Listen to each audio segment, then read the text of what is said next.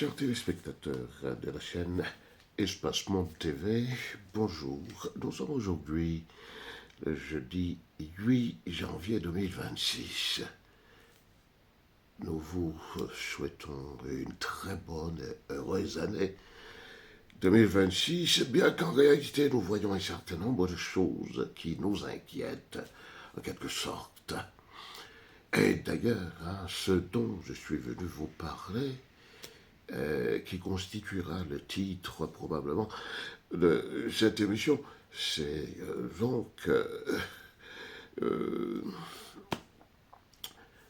l'inquiétude même que nous inspirent les différents événements que nous sommes en train de vivre, nous sommes en train de voir et de vivre en ces moments, à savoir une guerre, une troisième guerre mondiale qui se profile dans l'air, qui se profile à l'horizon. Nous sommes un peu inquiétés et c'est pour cette raison que j'ai envie de donner pour titre, disons, à cette émission, nous dansons sur un volcan.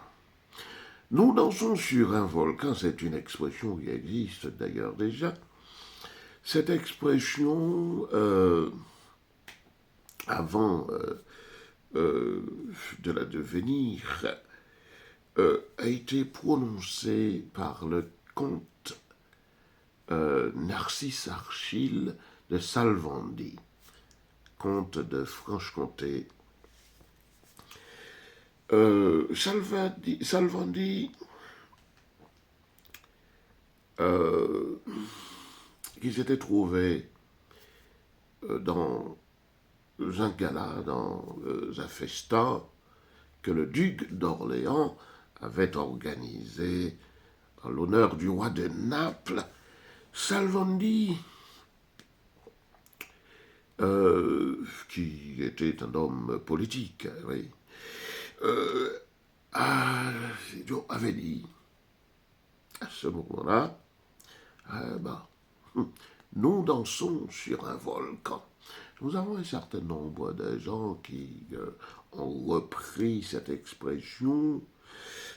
Si ma mémoire est bonne, je crois que Stendhal, oui, Stendhal, lui-même, dans son œuvre, je crois que c'est Henri Bouillard, oui, La vie d'Henri Bouillard, avait parlé de baril de poudre, pardon. Nous dansons sur un baril de poudre. Bon, aujourd'hui, que voyons-nous? Nous voyons le monde danser sur des barils de poudre, sur même pas un volcan comme Salvandie l'avait constaté ou l'avait dit, pardon, mais nous dansons sur d'immenses volcans. Cela ne peut, cela ne m'empêche pas, ou je dirais que cela m'amène à faire allusion à Donald Trump lui-même. Cet homme, que j'ai suivi pendant un certain temps et sur qui j'ai écrit mon livre, que la plupart d'entre vous connaissent, à savoir l'obsession Trump ou géopolitique de la nécessité. Mais cet homme-là, enfin, je parle de son premier mandat, cet homme qui, en 2017, d'ailleurs depuis fin 2015-2016, dans sa campagne pour la présidentielle, cet homme promettait pourtant au monde une sorte d'autodétermination des peuples. Ce qui veut dire en d'autres termes qu'il voulait respecter la souveraineté des peuples. Dès qu'il est arrivé au pouvoir en 2017, et d'ailleurs, lors même de sa prestation de serment, il avait dit que les États-Unis ne devaient pas se constituer comme le gendarme du monde. Mais c'est parce qu'il n'était pas, je pense, dans l'establishment politique. C'est pour cela qu'il parlait de cette sorte. Il devait sûrement croire que les choses étaient aussi faciles que cela. Et d'ailleurs, lors de ce premier mandat, il avait fait l'expérience que les choses n'étaient pas aussi faciles parce qu'on voulait l'amener à engager certaines guerres, ainsi que cela est de tradition avec l'Empire américain. Il n'est quasiment pas de président américain qui ne se soit engagé dans une guerre quelconque. Mais Donald Trump, en 2017, est venu et il a semblé, en toute honnêteté, vouloir rompre avec, disons, cette tradition. Mais malheureusement, il va être rattrapé par la réalité. Notamment en ce moment-ci, au cours de ce second mandat qu'il est en train de faire, là pour l'instant. Donald Trump est rattrapé par une réalité politique qu'il ignorait. Donald Trump, aujourd'hui, se laisse mener par un tas de va-t-en-guerre qui eux-mêmes n'ont que faire que l'humanité s'éteigne. Parce que, dites-vous bien, ainsi que Vladimir Poutine le dit assez souvent, si le monde s'engage aujourd'hui dans une guerre nucléaire, il n'y aura ni de vainqueur ni de vaincu. Il n'y aura que des vaincus parce que toute guerre nucléaire risque. Et le risque est grand, à plus de 99,%. Oui, risque cette guerre nucléaire, risque, disons, de détruire la civilisation humaine. Ben, en réalité, moi-même qui suis chrétien et qui, de surcroît, est eschatologue, je ne crois pas que l'humanité s'éteindra de cette façon, parce que je crois en la Bible et je sais pertinemment comment les choses vont se passer. J'ai toujours dit à ceux qui auraient tendance à dire « Oh, mais non, mais qu'est-ce qu'il raconte avec son histoire de Bible qui prédit comment les événements vont se passer ?» On a toujours cru, et c'est là depuis fort longtemps, que la Bible est un ramassis de contes et de mythes. Donc finalement, ce n'est pas un livre auquel il faut ajouter foi. Mais moi, il n'y a pas longtemps que je suis en train de dire qu'il faut aller voir, par exemple, Daniel 11, où l'on verra qu'il y avait un tas d'événements qui ont été recensés, ou du moins prédits dans ce livre-là, depuis Alexandre le Grand, jusqu'à ce que les chrétiens appellent la fin du monde. Est-il s'est avéré que la plus grande disons, la plus grande part de ces prophéties se sont réalisées à la lettre. Pourquoi le reste ne le devrait-il pas? C'est la question que je me pose. Eh bien, écoutez, moi-même, je ne crois pas en réalité que les choses finiront par une guerre nucléaire qui mettra fin à l'humanité. L'humanité, l'humanité ne s'éteindra pas, parce que comme je le dis assez souvent, il y a une main, à laquelle pas grand monde ne croit en réalité. Mais cette main toute puissante, cette main surnaturelle, c'est elle qui mettra fin à tout ce que l'humanité a toujours connu, c'est-à-dire toutes ces sortes de déceptions, toutes ces sortes de folie humaine, et oui, justement. Les civilisations humaines qui se sont succédées, disons, bon, si nous devons parler, disons, de la grande civilisation humaine, c'est-à-dire de l'histoire humaine, écoutez, il y a eu des périodes, en réalité, des périodes, si l'on pense, par exemple, bon, je suis dans le contexte biblique, si l'on pense à Noé et à tant d'autres événements, car on a vu qu'il s'est succédé un certain nombre de civilisations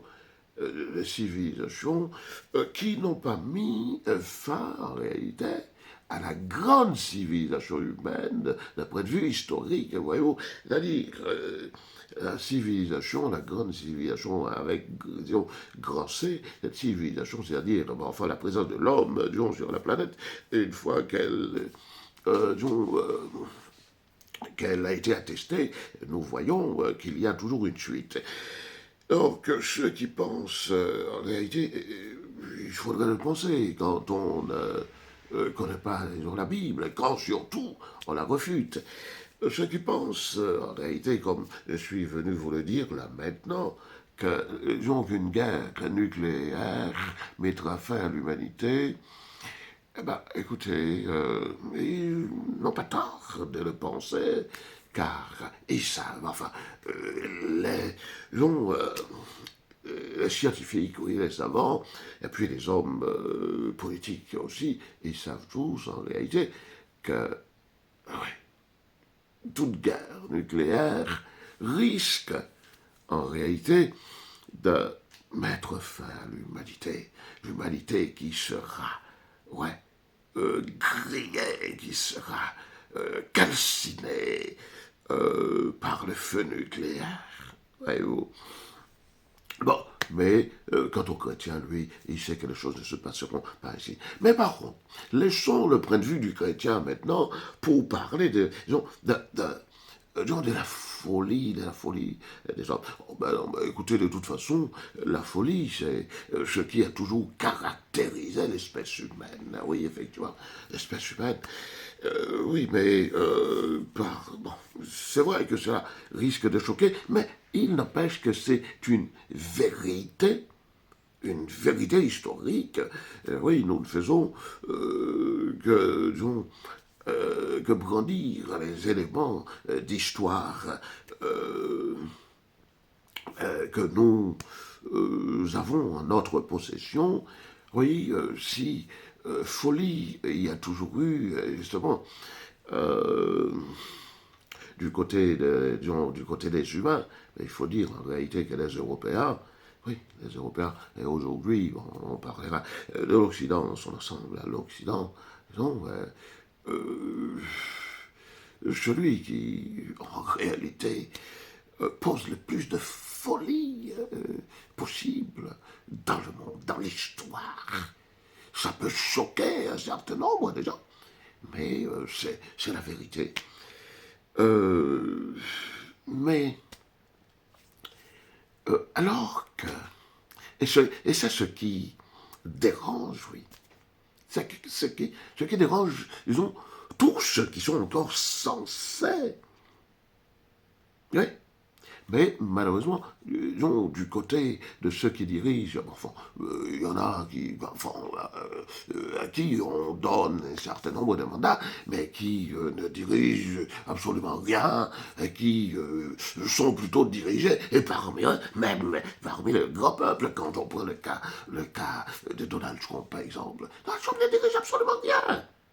Regardez un petit instant. Voyez-vous, là, il y a tout juste une semaine et demie, ouais, une semaine et demie, ouais, même pas une semaine et demie, il y a tout juste une semaine, en parlant, enfin quand la Russie a dit que Zelensky a cherché à tuer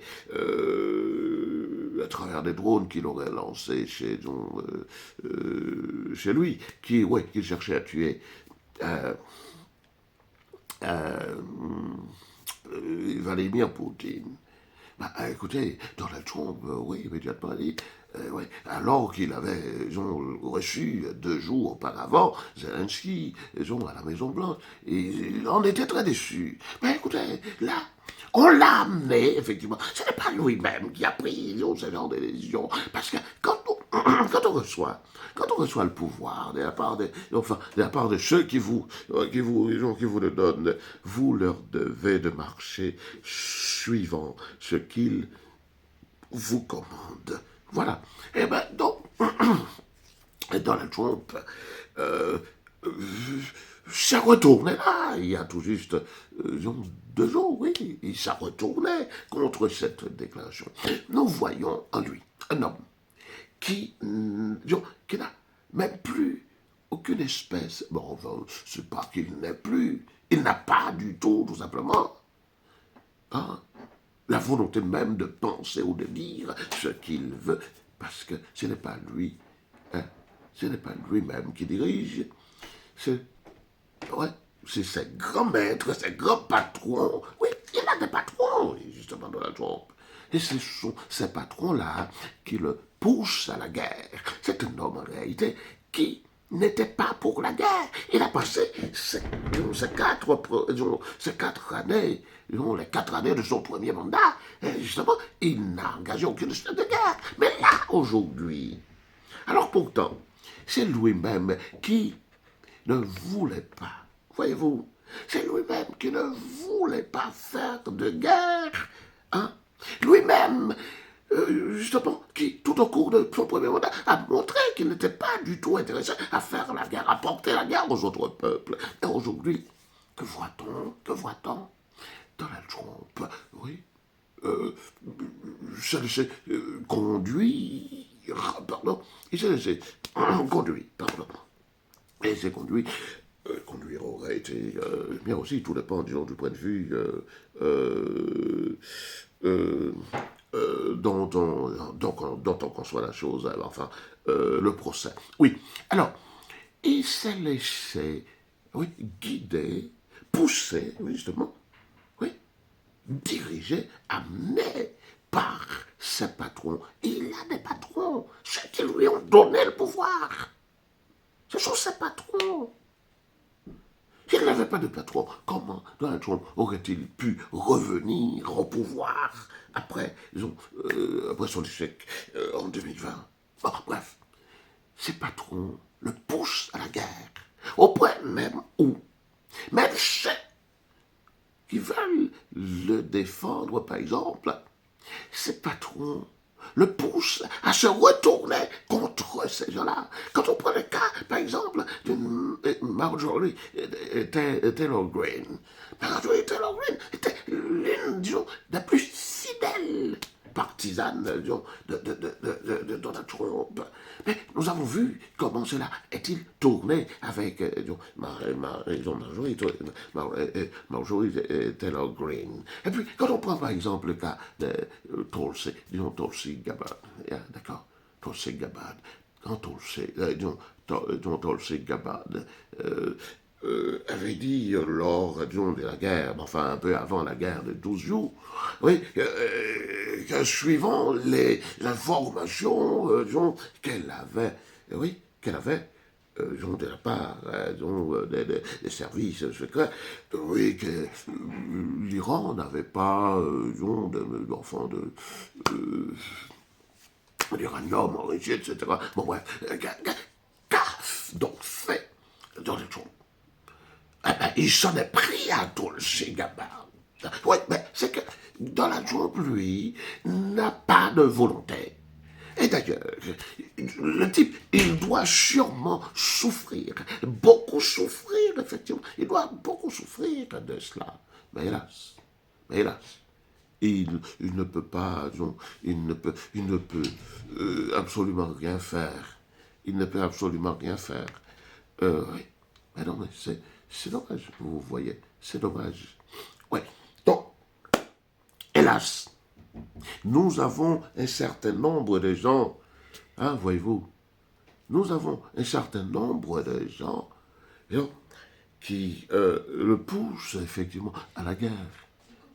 Et lui-même, oh, oui, se va en guerre, ils exultent, on les voit tous, on les voit tous, un peu partout, on les voit, en Europe, oh oui, ils sont aux anges, mais écoutez, vous savez pourquoi ils sont plus aux anges? Parce que si on prend le cas du Venezuela, bon, écoutez, ça, ce n'est pas une guerre, oui, c'est la violation, bon, enfin, tout le monde parle de la violation du droit international. Oui, effectivement, oui, c'est effectivement le cas. Mais bon, disons, c'est la violation de la souveraineté, entre guillemets, parce que moi-même, j'ai une conception, disons, ou plutôt une conception-perception, d'ailleurs, bien entendu, de la souveraineté qui n'est probablement pas celle, disons, du plus grand nombre. Je ne suis pas le seul, disons, qui doit avoir, pardon, cette perception, oui, j'ai dit conception-perception d'ailleurs, oui, cette réalité, mais, écoutez, bon, pour l'instant, je ne vous dis pas encore ce qu'est ma conception de la souveraineté du peuple, ce qui est plus un idéal plutôt qu'un fait. Alors, pour l'instant, parlons effectivement de la violation de la souveraineté du peuple. Mais en ce qui concerne même, disons, la question de la guerre dont je vous parle et qui semble réjouir, disons, tout le monde, et les va-t-en-guerre américains et les va-t-en-guerre européens et d'autres encore. Et là, c'est une guerre. C'est plutôt, disons, cette guerre potentielle qu'on voit, oui, qu'on prévoit, qu'on pressent entre le monde, c'est-à-dire l'OTAN, oui, le monde occidental, entre l'OTAN et la Russie. C'est ça qui exulte tout le monde. Alors pourtant, ils savent très bien que toute guerre avec la Russie, oui, toute guerre engagée, soit par l'Europe elle-même toute seule ou par, disons, le bloc occidental, oui, dans son ensemble contre la Russie, débouchera nécessairement sur une guerre nucléaire parce que la Russie ne pourra faire face, disons, à cet ensemble du bloc occidental que par une guerre nucléaire. Et la Russie, oui, Vladimir Poutine, n'a cessé de dire que dans une guerre nucléaire, il n'y aura ni de victimes ni de vainqueurs. Voyez-vous? ni des vaincus, ni des vainqueurs. Tout à l'heure, j'ai dit, je ne me rappelle même plus trop comment je l'ai dit. Oui, bon, si jamais on s'aperçoit que je l'avais dit euh, euh, de façon erronée, alors je m'excuse, oui.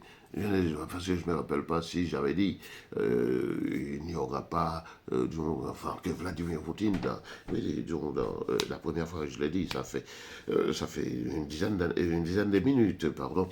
Je ne sais pas si j'ai dit qu'il n'y aura pas de victimes ou de vaincus. Mais bon, bref, il n'y aura pas de gens de vainqueurs, il n'y aura pas de vaincus. C'est ce que Vladimir Poutine dit, et tout le monde le sait, et c'est vrai. Et c'est vrai.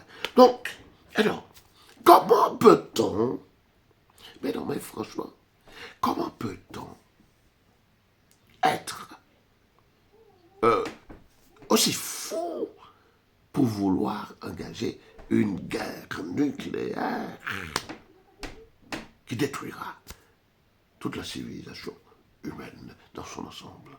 Et les autres peuples qui n'ont absolument rien demandé et qui ne sont pas concernés par cette guerre. On veut les détruire aussi.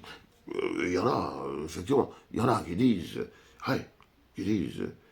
que si jamais on veut détruire leur nation, ben écoutez, l'humanité sera détruite, pardon, avec leur petite nation.